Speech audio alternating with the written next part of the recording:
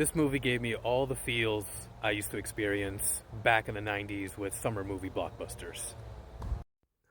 What's up, everybody? So this is my review of F1 the movie, directed by Joseph Kosinski, starring Brad Pitt and Damson Idris.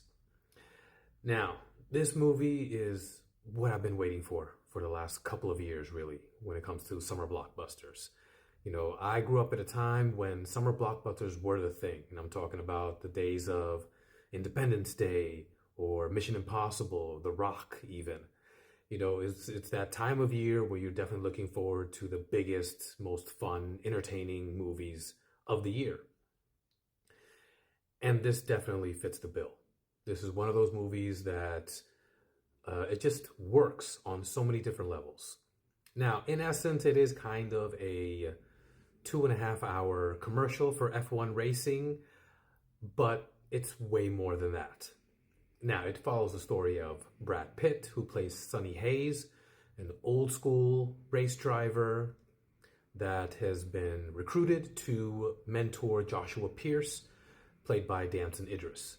And it follows the pretty stereotypical, you know, almost cookie cutter, dare I say, formula for an inspirational sports movie.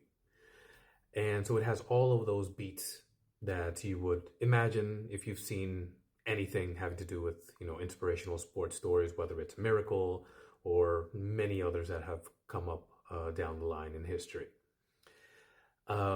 What I thought was a huge strength of this, aside from the racing sequences, which I will get into, but I think what doesn't get enough attention is the dynamic between Brad Pitt and Damson Idris.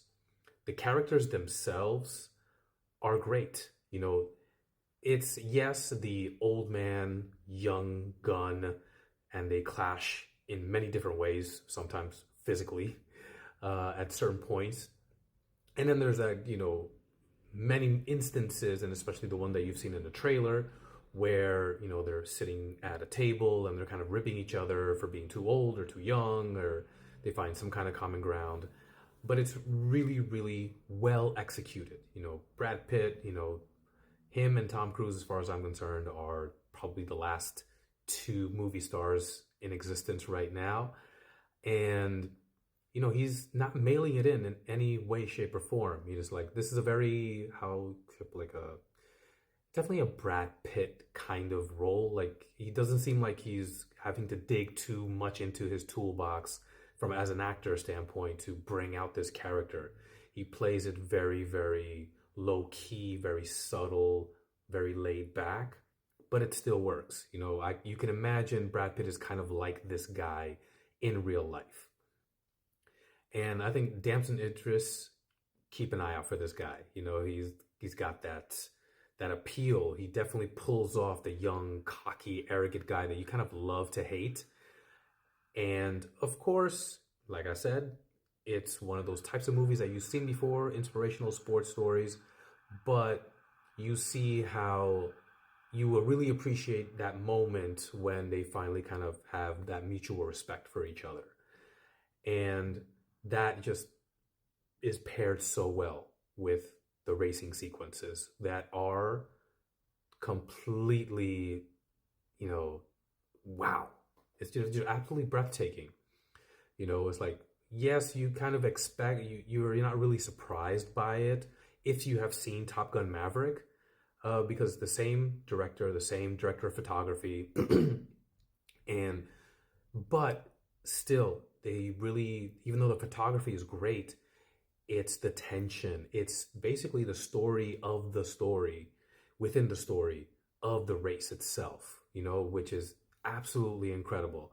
You know, if I'm nitpicking, I could say maybe the panning shots a little bit too much, but you're definitely in the driver's seat. You definitely feel the speed. You definitely feel the urgency of the moment, whether it's a high stakes race or which is one of those races where it's like anything can happen. I absolutely love this. This was incredible. I highly recommend everyone go out and watch it. And if the rumors are true, I'm definitely looking forward to the sequel. I'll be making a video about that shortly. But if you haven't seen this, go out, watch it on the biggest screen you possibly can. There are some sequences, I believe, that are in IMAX. So if you can, find it in an IMAX theater, watch it. But if not, just, go to your local movie theater, pay that ticket, enjoy it, which I know you will. Maybe not as much as I have, but I definitely dug every single moment of this.